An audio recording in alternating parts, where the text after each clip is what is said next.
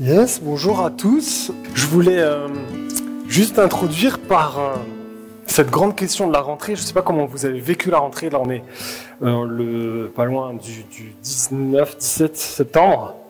La rentrée a bien démarré. Et chez nous, avec Sarah, la rentrée, plutôt, c'est plutôt un gros micmac de plein de choses à remettre en ordre. On est surtout très focus sur le planning, où est-ce que les enfants, je ne sais pas si vous avez ça aussi, dans quelle activité on va les mettre, nous, quand est-ce qu'on va faire du sport, et c'est un bazar pas possible. Si bien que voilà, en ce moment, nous on est bien calés là-dessus, mais c'est un défi de mettre les bonnes priorités au bon endroit. Je ne sais pas si vous avez le même souci, aussi peut-être les attentes de chacun, les amis, la famille, quand est-ce que je vais les voir. Et avec l'équipe pastorale, on a décidé de démarrer une nouvelle série avec l'Église qui est un peu sur ce grand thème de nos priorités. Et on a appelé ça « Pour qui dois-je vivre ?» Pour qui dois-je vivre? Parce qu'au fond, il y a un petit peu de cette question dans nos priorités. Est-ce que au fond, je veux vivre pour Dieu? Est-ce que je dois vivre pour les autres? Est-ce que je dois vivre pour moi, pour ma planète?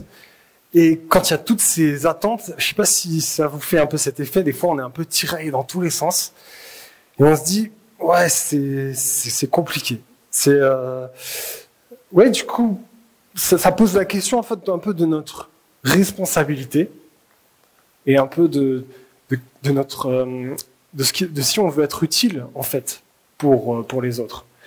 Et parfois c'est un peu simple, c'est pas simple justement. Et quand on revoit la question de vivre pour Dieu, peut-être certains en ont peur, et j'en parlais avec des amis, tout de suite on me dit, mais c'est vrai, tu vois, vivre pour Dieu, ça fait un peu flipper, parce que on voit des gens qui vivent pour Dieu et puis qui font n'importe quoi. On pense à des gens qui sont terroristes, ou même peut-être même des religieux qui abandonnent un peu leurs enfants au profit de leur foi ou de leur Dieu. Et ça pose un peu cette question aussi. Est-ce que c'est vraiment raisonnable de vivre pour Dieu? La question qu'on va voir, c'est pour quel Dieu finalement? Parce qu'il y a cette dimension aussi qui rentre en compte. Qu'est-ce que Dieu demande quand on vit pour lui? Et puis, il y a peut-être cette question de vivre pour les autres, qui est très belle comme ça sur le papier, mais qui est aussi hyper difficile à vivre. Au fond, on sait que l'altruisme, c'est excellent, vivre pour les autres, c'est très bien, mais c'est difficile. Et des fois, on peut se poser la question, est-ce qu'on va pas s'oublier quand on vit pour les autres? Est-ce qu'on n'est pas en train de s'oublier soi-même? Et c'est des vraies questions. À une époque, en fait, on était beaucoup plus tourné vers vivre pour une grande cause. À l'époque, notamment dans le XXe siècle, on avait une société qui était vachement tournée vers le sens transcendant, vers Dieu. Mais même quand il n'y avait pas Dieu, il y a eu même un temps où le communisme, c'était un peu cette idée de vivre pour les autres, de mettre tout en commun. Et il y a une belle idée là-dedans. Mais aujourd'hui, ça s'est un petit peu perdu. Et j'ai trouvé un gars super intéressant qui s'appelle Philippe Rieff, c'est un sociologue américain, qui a dit, je vais vous lire, la mort de Dieu en Occident a donné naissance à une nouvelle civilisation vouée à libérer l'individu de toute contrainte dans sa recherche du plaisir individuel et dans la gestion des angoisses qui en découlent. L'homme religieux qui vivait selon la croyance ou des principes transcendants qui ordonnait la vie autour d'un objectif commun a cédé la place à l'homme psychologique. L'homme psychologique qui croit qu'il n'existe aucun ordre transcendant et que la vie consiste à expérimenter jusqu'à ce que l'on ait trouvé sa propre voie. L'homme ne se conçoit plus comme un pèlerin qui a entrepris avec d'autres un grand voyage, mais comme un touriste qui explore la vie selon un itinéraire de son cru, avec pour but ultime son bonheur personnel. Ça pique un peu, hein. Ce sociologue, il n'est pas croyant forcément, il fait un constat, et il ne dit pas forcément que c'était mieux avant, parce qu'il y a des choses aussi qui ont progressé, notamment dans la liberté de s'exprimer, la liberté de croyance. Il y a plein de choses qui ont été positif aussi dans l'égalité entre les différents hommes, les femmes, les différentes... Ouais, il y a eu des progrès dans l'inégalité, c'est pas encore parfait, mais il y a quelque chose qui pointe du doigt dans notre société, c'est cet individualisme en fait. Vivre pour soi, est-ce que ça amène vraiment du bon? Et dans la Bible, il est parlé de 2 grands commandements. Alors, finalement, c'est comme si la Bible résumait les 2 grands buts de l'être humain. Et Jésus le répète plusieurs fois. Il dit « Aime ton Dieu de tout ton cœur, de tout ton être, de toute ta pensée. » Et le 2e commandement, c'est « Aime ton prochain comme toi-même. » En fait, si on se pose la question « Pour qui dois-je vivre ?» Les 2 réponses à donner, ce serait vivre pour Dieu et pour son prochain. Alors là, il dit comme toi-même, mais c'est pas vraiment de s'aimer soi-même. Il y a vraiment jamais cet ordre qui est donné dans la Bible de s'aimer soi-même. Ça, c'est quelque chose qui est très contemporain. Ici, c'est vraiment cette idée que naturellement, on a tendance à se protéger soi-même. Et donc, il faudrait qu'on fasse la même chose avec les autres, même s'il peut y avoir des dysfonctionnements des fois. Et aujourd'hui, on s'est plutôt orienté vers la recherche de la confiance en soi. Se dire, pour d'abord aimer mon prochain et même Dieu, il faut d'abord que je m'aime moi-même. Et ça, c'est quelque chose qu'on entend très fréquemment et qui va vraiment dans un sens différent de la Bible. La Bible nous dit d'aimer Dieu et d'aimer son prochain. Il y a une dernière une citation d'une psychologue américaine qui, selon des études, dit dans un article sur le New York Times, elle dit « Les personnes qui ont une haute estime de soi présentent une plus grande menace pour leur entourage que celles qui ont une faible estime de soi. Se sentir mal envers soi n'est pas la cause des problèmes sociaux les plus importants et les plus coûteux pour notre monde et pour notre pays. » Ça me jette un petit pavé dans la mare, parce que c'est pas tout à fait la chose qu'on entend très souvent. On nous dit souvent que la confiance en soi, c'est la clé. Mais selon les statistiques, ici, ils font une conclusion inverse. Alors la question qui nous est posée finalement, c'est quel est le moyen pour qu'on puisse aimer notre prochain, qu'on puisse vraiment être utile pour ce monde? Est-ce qu'on a la bonne stratégie?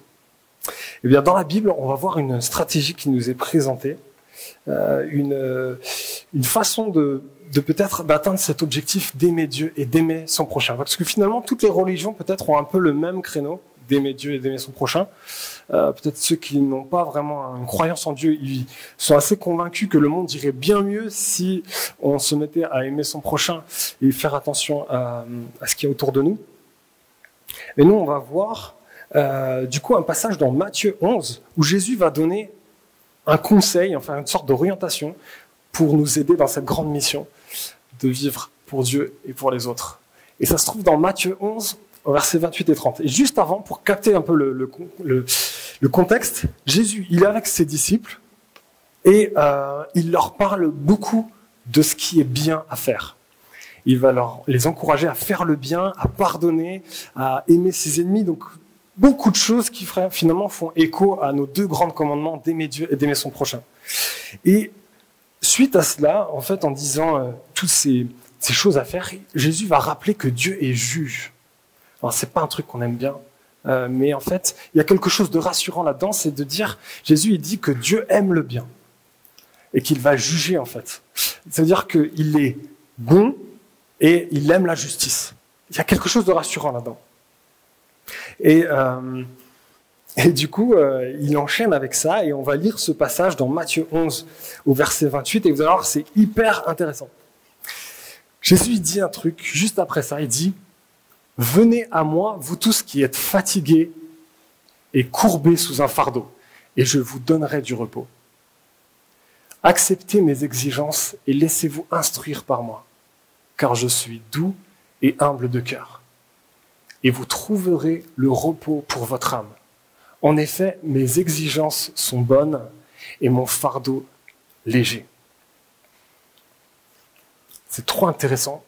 Jésus nous invite à venir à lui. Il dit, venez à moi, vous tous qui êtes fatigués, fatigués et courbés sous un fardeau.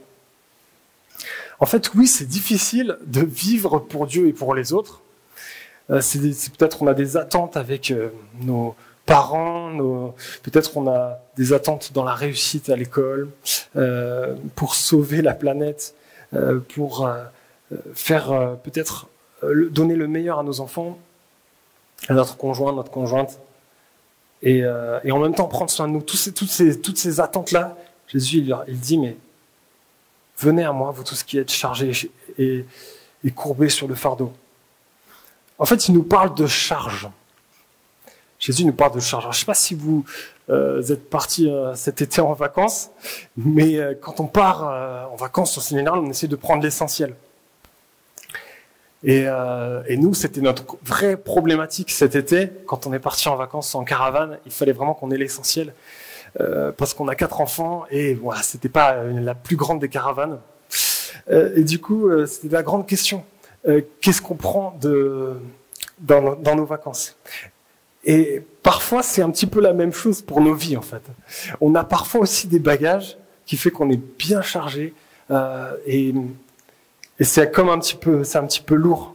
J'ai le souvenir aussi d'une fois d'un week-end oxygène avec l'église. Justement, on avait le projet d'aller dans un petit chalet. Alors, je sais que les filles, elles aiment bien les trucs bien cosy. Nous, on a tenté un truc un peu d'aventure. Et on avait un chalet qui, je pensais pas qu'il était si éloigné de la route. Donc, on a pris des raquettes. Il y avait de la neige et tout. Je sais pas si vous vous souvenez. Et bien sûr, on avait toute la nourriture. Et je me souviens avoir eu l'idée de prendre carrément une luge pour mettre tous les bagages. Et puis plus ça allait, plus on voyait que la montée était énorme en fait. C'était vraiment hyper raide, c'était une piste rouge en fait. Après on a capté. Donc je pense pas qu'on a pris le bon chemin non plus.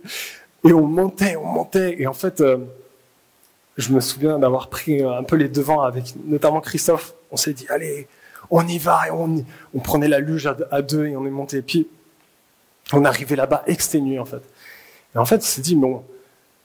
On a fait un peu les fiers en voulant le monter, mais on aurait pu aussi se répartir la charge, quoi. On aurait pu peut-être un peu mieux s'organiser. Et des fois, c'est un petit peu ça aussi dans notre vie. C'est-à-dire qu'on a des charges, on se dit, bon, ça va le faire et tout, je vais encaisser, c'est dur, mais je vais assumer. Et alors qu'on pourrait peut-être être aidé, en fait. Alors qu'on pourrait peut-être être aidé. Et dans cette vie, peut-être qu'on a aussi une grosse charge qu'on tire, et qu'on n'ose pas en parler, en fait. On n'ose pas, peut-être, en parler à des amis, mais peut-être même pas à Dieu. Est-ce que, finalement, on a cette charge, nous aussi? On l'a d'autant plus quand on veut vivre pour les autres et pour Dieu. Et ceux qui sont parents, des fois, il y a cet instinct naturel qui nous pousse à vivre pour nos enfants, c'est bien. Dieu il nous dit qu'on peut même vivre, on a cette vocation en tant qu'être humain à vivre non seulement pour nos enfants, mais aussi pour notre entourage. Et quand on porte tout ça, c'est lourd. Alors peut-être que c'était trop lourd pour certains d'entre nous, et moi je me souviens aussi parfois, on se pose la question, est-ce que je ferais pas mieux de penser un peu plus à moi? Est-ce que je ferais pas mieux d'attendre? Je vois d'autres gens qui ne pensent pas vraiment aux autres, ils ont l'air bien, ils ont l'air de kiffer. Est-ce que finalement je devrais pas un peu lâcher? Vous avez déjà posé cette question? Vous êtes... Non, jamais. Jésus, il dit pas lâchez votre charge, abandonnez votre responsabilité, arrêtez de faire le bien. Il dit venez à moi, vous tous qui êtes fatigués et chargés. Je trouve ça super, super beau. Et il dit vous trouverez du repos. Et je vous donnerai du repos. Et en fait, si on regarde bien, le texte nous parle d'un repos un peu plus loin, et vous trouverez le repos de votre âme. En fait, il ne nous parle pas d'un repos physique, il parle d'un repos vachement plus intérieur, quoi, on peut dire, un repos spirituel. Et c'est hyper intéressant, en fait, Jésus nous parle d'un besoin spirituel. Il nous dit qu'on peut retrouver des ressources, des forces dans notre âme, dans notre fort intérieur. Jésus nous propose une aide spirituelle et souhaite qu'on puisse vraiment aimer Dieu et notre prochain. Mais l'élément clé de notre passage, il est juste après. Et vous allez voir, là, jusque-là, on se dit, c'est trop bien, Jésus, il est à mon service et tout, c'est génial. Mais il y a quelque chose que Jésus parle ici, un peu après. Il dit, acceptez mes exigences et laissez-vous instruire par moi. Accepter mes exigences. C'est pas un truc qu'on aime. Hein. En fait, le terme vraiment original, il parle de joug. Vous savez, le joug, c'est ce qu'on met sur les bœufs comme ça, qui permettent de bien travailler. À deux, par exemple. Et en fait, en prenant cette image, Jésus nous dit que il nous appelle à suivre ses prescriptions. En fait, comme si il le met juste après, acceptez mes exigences et laissez-vous instruire par moi. C'est comme si, laissez-vous être mes disciples. Disciple, ça veut dire suivre un maître. Et ça, c'est vrai que cette réalité que Jésus demande, pour nous, c'est difficile en fait. Parce qu'on est dans une société où on prône l'indépendance, on prône aussi la liberté, et on pense surtout une liberté de faire ce qu'on veut. Et c'est vrai que Jésus, là, met l'accent sur cette idée qu'il est un maître. En fait, Jésus, c'est pas un pote. Il veut être proche de nous. Il veut être comme notre ami, c'est vrai. Mais il est aussi un maître. Il est aussi un roi. Il est aussi un Dieu qui a créé tout l'univers, en fait. Et c'est ce qu'il présente ici. Il dit, recevez mes instructions. Voilà, on a deux choses qui, finalement, rentrent un petit peu en opposition. C'est notre désir d'indépendance et notre désir de bien-être. Ça fait pas rêver d'avoir un joug. Ça fait pas rêver parce que je dis, en fait, non, je peux pas faire vraiment ce que je veux. C'est un petit peu dur. Mais juste après, Jésus dit un truc incroyable. Il dit, car je suis doux et humble de cœur. Il dit, je sais que vous n'aimez pas avoir de maître. Mais n'oubliez pas un truc, je suis doux et humble de cœur. Et c'est le seul endroit où en fait on parle du cœur de Jésus. Et le cœur dans la Bible, c'est l'idée que c'est le siège de notre volonté. C'est là où vraiment réside notre premier réflexe. La première réflexe de Dieu, c'est d'être doux et humble, notamment dans la personne de Jésus. Donc Jésus se présente comme Dieu, en fait, Dieu incarné, et il dit qu'il est doux et humble de cœur. Il dit que c'est une raison pour laquelle on peut lui faire confiance. Et c'est trop bien de s'arrêter juste là-dessus. Le terme doux, en fait, doux, ici, c'est un terme qui dit que, en fait, il est enclin à ne pas accuser les gens, ne pas accuser. Il est compréhensif. Il est dans sa propre nature, il a les bras ouverts. Imaginez votre pire ennemi. Imaginez votre pire ennemi, celui qui vous a peut-être volé, qui a braqué quelque chose dans votre maison, ou alors il vous a trahi, vous a ignoré, parce que, voilà, tout un tas de raisons. Quel sentiment vous avez lorsque vous le voyez? C'est terrible, ces personnes, quand on est blessé par une personne. Mais en fait, ici, Jésus, son premier réflexe, quand il voit même une personne qui est son ennemi, c'est de lui ouvrir les bras. C'est ça que veut dire doux de cœur, en fait. Bien sûr, Jésus, il déteste le mal, mais son premier réflexe, c'est de s'approcher de l'être humain. Je ne sais pas si vous avez déjà vu des enfants jouer avec des limaces, mais moi, ça me fait toujours marrer parce que des fois, les enfants, ils ont peur de rien, quoi, tu vois. Ils prennent la limace toute gluante comme ça et disent, regarde papa, j'ai une limace et tout. Et c'est marrant, c'est un peu comme ça que Dieu est avec nous. On est plein de péchés.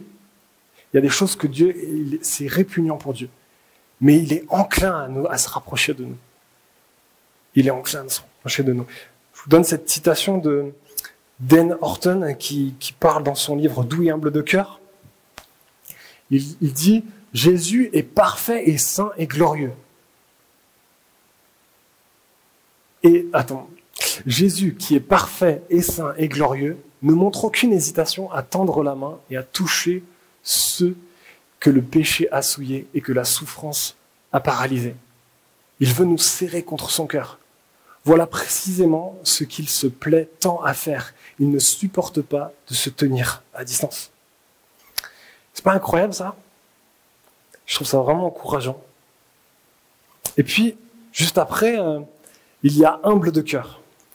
Humble de cœur, en fait, ça veut dire que malgré la gloire resplendissante de Dieu, sa sainteté éblouissante, il est parfait, son unicité et son altérité suprême, il est accessible.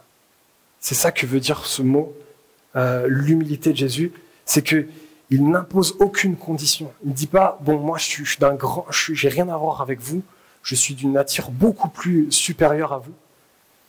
Jésus ne dit pas ça, en fait. Il se considère, il nous considère et il se rapproche de nous. Qui veut un maître comme ça? C'est génial, non? Parce que oui, un maître qui nous juge tout de suite, peut-être, qui n'est pas avenant, c'est terrible. Mais quand on sait le cœur de Jésus, qu'il est doux et humble, mais en fait, n'ayons pas peur de prendre Jésus comme maître, car il est doux et humble. C'est cet encouragement que ce passage veut nous dire. Il dit, mais oui, on a toujours envie d'être sans Dieu. Mais et si la solution, c'était d'en avoir un, en fait? Si on veut toujours être sans maître, mais si la solution à nos vies pour vivre une vie pour Dieu et pour les autres, c'était d'accepter d'avoir un maître. Et la suite du passage est aussi super. Il nous dit, mes exigences sont bonnes et mon fardeau léger. Et si finalement le joug de Jésus ne serait pas une bénédiction? Parce on se dit tout de suite, ah mais une exigence c'est forcément mauvais. Et si on avait été créé pour avoir cette exigence? C'est ce que Jésus pose ici. En fait, comme question, il nous dit, mais finalement, est-ce que ce serait pas, c'est pourquoi l'élément manquant dans notre vie, le truc qui fait que notre humanité est un peu brisée? Les exigences de Jésus sont bonnes et légères. David Horton, le pasteur qui a écrit le livre que je disais tout à l'heure, il a dit, ce serait un peu comme dire qu'un homme qui se noie doit prendre sur lui le fardeau d'un gilet de sauvetage et l'entendre nous crier en buvant la tasse. Pas question, pas moi. C'est assez difficile comme ça de couler dans ces eaux déchaînées. La dernière chose dont j'ai besoin, c'est du fardeau additionnel d'un gilet de sauvetage autour de mon corps. Je trouve ça intéressant comme illustration. Et dans la suite du passage, en fait, finalement, on voit que Jésus dit que les exigences sont bonnes. Les lois que Jésus nous demande sont bonnes. Et je vous donne quelques-unes de ces règles. Il nous dit que Jésus prendra soin de notre âme. C'est ce qu'on a vu dans ce passage. Et plus tard, on lit aussi que nous avons une responsabilité, c'est de refléter Jésus dans notre vie, refléter Dieu et le cœur de Dieu. Mon corps est précieux et un outil incroyable. Prends-en soin. C'est comme si Jésus nous dit aussi ça dans les Écritures. C'est-à-dire, il ne dit pas qu'il ne faut pas prendre soin de nous. Il nous dit que c'est un don précieux et on doit en prendre soin. C'est-à-dire que oui, ça veut dire qu'il faut prendre du temps pour nous. C'est normal. Il nous dit aussi que tu as de la valeur pour qui tu es et je t'aime. Je te l'ai montré sur la croix.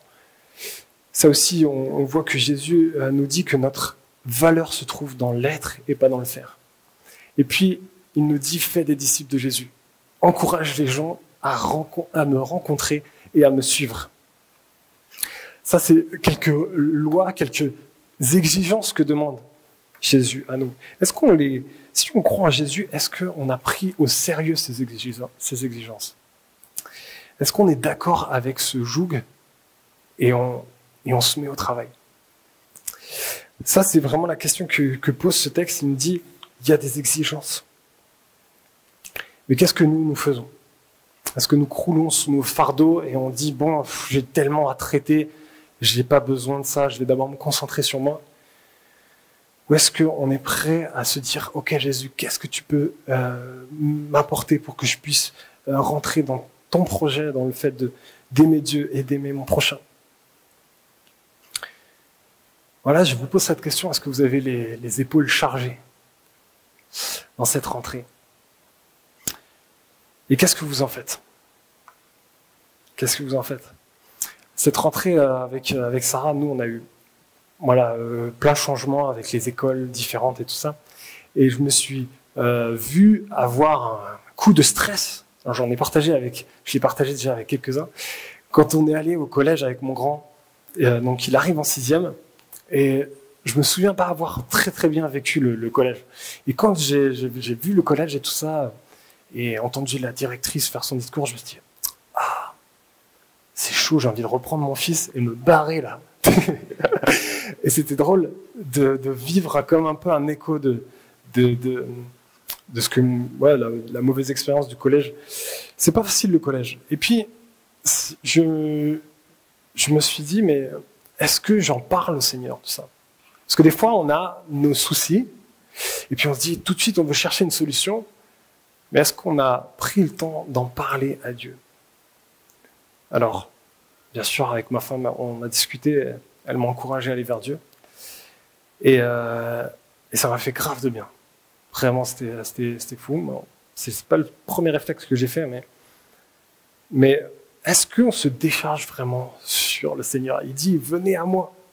Alors, si jamais tu as un stress, moi je t'encourage. Va vers Jésus, mets-toi, isole-toi. Si vraiment Jésus dit et ce qu'il dit, c'est vrai, qu'est-ce qu'on attend pour vraiment dédier du temps à se confier à Jésus, à décharger toutes nos galères, tous nos soucis, tous nos stress sur l'avenir? Est-ce qu'on prend vraiment au sérieux ce que Jésus dit?